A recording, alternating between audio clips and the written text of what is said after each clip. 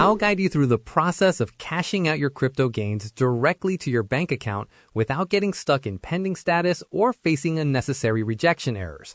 These days, Crypto.com has streamlined the fiat gateway, but you must follow a specific sequence to bypass the common hurdle of trying to withdraw crypto directly rather than converting it first. If you're ready, click the subscribe button. Let's get started. Open the Crypto.com app and select the specific coin you wish to liquidate from your crypto wallet.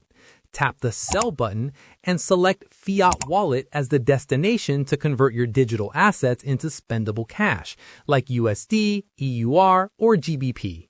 Navigate to your Accounts tab and enter the Fiat Wallet to access your converted balance.